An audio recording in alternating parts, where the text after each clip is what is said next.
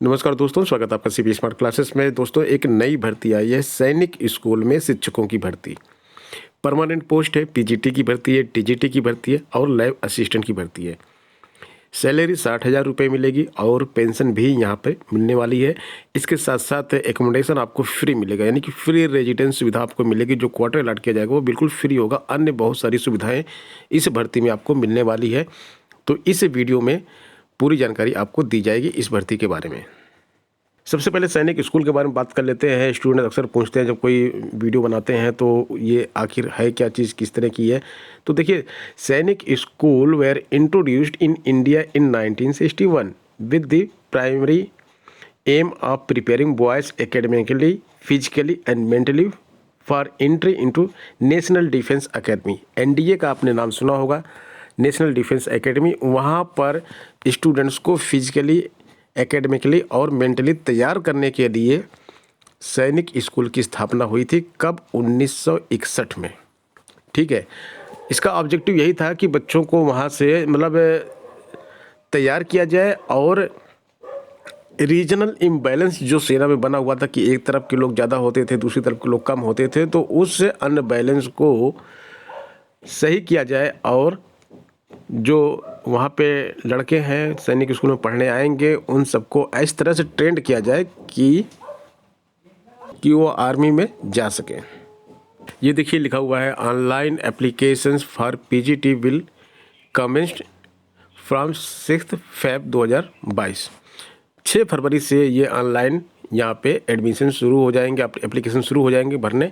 तो यहाँ पे देख लीजिए लिखा हुआ है, जो वैकेंसी लिखी हुई है इसकी डिटेल यहाँ पे लिखी। टीजीटी हिंदी में 1 पोस्ट है, रेगुलर ओबीसी कैटेगरी के लिए रिजर्व है। पीजीटी इंग्लिश में रेगुलर 1 है, अनरिजर्व के लिए। फिजिक्स में 1 है रेगुलर और वो अनरिजर्व के लिए रिजर्व है।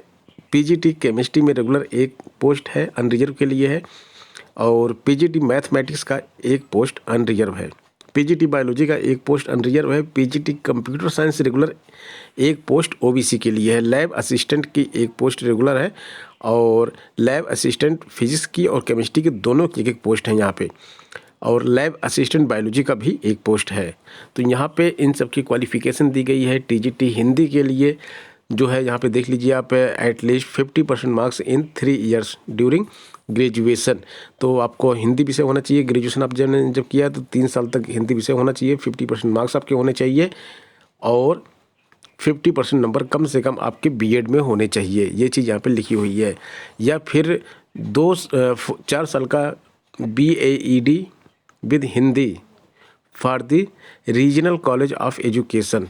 अगर आपने ये किया हुआ तो अभी आपका इसमें चलेगा। पास इन सीटेट एस्टेट NET SLET, कोई एक आपके पास क्वालिफिकेशन इसमें से भी होनी चाहिए। बेसिक पे 44,900 आएगी यहाँ पे और एज भी यहाँ पे दिया गया है 21 साल से 25 साल तक की एज है। अन्य क्वालिफिकेशन भी आप देख लीजिए। पीजीटी इंग्लिश में इसी तरह से मास्टर डिग्री मांगी गई है और बीएड मांगा गया है। और इसके बाद यहाँ की जो बेसिक पे आएगी 47,600 आएगी, plus medical allowance plus DA आपको मिलेगा और 21 से 40 साल तक एज मांगी गई है। पीजीटी फिजिक्स में इसी तरह से मास्टर डिग्री मांगी गई है और बीएड मांगा गया है। पीजीटी केमिस्ट्री सभी कुछ सेम है, बस डिग्री यहाँ पे केमिस्ट्री की आपके पास होनी चाहिए, मास्टर डिग्री होनी चाहिए। और पीजीटी मैथमेटिक्स, मैथ की डिग्री आपके पास होनी चाहिए, मैथ से आपने पीजी किया हो। तो ये सारी चीज़ें जो है यहाँ पे सेम टू सेम है, क्योंकि एक ही पोस्ट है, पीजीटी की पोस्ट है ये सारी। टीजीटी की पोस्ट अलग थी, पीजीटी की पोस्ट अलग है। अब लैब असिस्टेंट के बारे में यहाँ पे बात करते हैं तो इनको जो है 25,500 इनका बेसिक पे होगा, प्लस DA होगा, प्लस मेडिकल अलाउंस होगा। और अच्छा, एक चीज़ और आपको बता दें कि आप लोग बिल्कुल एक चीज़ क्लियर नहीं करते हैं, ये वैकेंसी परमानेंट है। इसमें ये कोई प्राइवेट कंपनी वंपनी तो है नहीं जो यहाँ पे आपकी जॉब जो है प्राइवेट रहेगी। परमानेंट वैकेंसी है, ठीक है।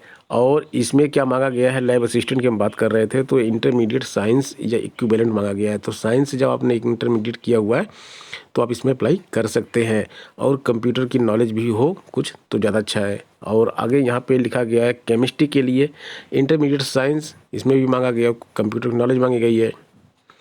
और सेम चीज़ बायोलॉजी के लिए भी है, यानी कि आप तीनों पोस्ट के लिए अप्लाई कर सकते हैं अगर आपने इंटरमीडिएट साइंस से किया है तो। अब देखिए यहाँ पे साफ साफ लिख दिया गया है कि परमानेंट पोस्ट है परमानेंसी दिया हुआ है ना, टीजीटी हिंदी परमानेंट पोस्ट है। Unsuccessful completion of probation period होता है 1 साल का, उसको जब आप कंप्लीट कर लेंगे तो आप परमानेंट हो जाएंगे यहाँ पे। और ये सभी प्रकार की सरकारी नौकरियों में प्रोबेशन पीरियड होता है। बहुत सारे लोग थोड़ा सा यहाँ पे कन्फ्यूज होंगे, तो मैं उनको क्लियर कर दूँ। नौकरी आप कोई भी करेंगे, सेंट्रल गवर्नमेंट की, स्टेट गवर्नमेंट की, सिविल सर्विसेज की, या फिर आईएएस पीसीएस भी आप बनेंगे, तो आपका प्रोबेशन पीरियड शुरुआत में होता ही होता है। तो वही इन्होंने यहाँ पे लिखा है कि प्रोबेशन पीरियड जैसे ही खत्म करेंगे तो आप परमानेंट हो जाएंगे। जब भी आप किसी भी नौकरी में ज्वाइन करते हैं, समझ लीजिए आपने सिविल सर्विसेज ज्वाइन किया तो प्रोबेशन पीरियड पे रखते हैं एक। जब आप यहाँ से एंट्री लेते हैं, प्रोबेशन पीरियड 1 साल का, कहीं 6 महीने का, अलग अलग जगह पे अलग अलग हिसाब से होता है। तो 1 साल जब आप पूरा कर लेंगे तब आपको परमानेंट माना जाता है। उस समय तक आप ट्रेनिंग होते हैं, ठीक है। तो यहाँ पे आगे देखिए, यहाँ पे पेंशन के बारे में लिखा हुआ है। पेंशन कैसे मिलेगी? आपके थ्रू एनपीएस के थ्रू पेंशन मिलेगी। और फैसिलिटीज़ में फ्री रेंट एकोमोडेशन मिलेगा और सब्सिडाइज्ड एजुकेशन, 2 बच्चों के लिए सब्सिडाइज्ड एजुकेशन मिलेगी।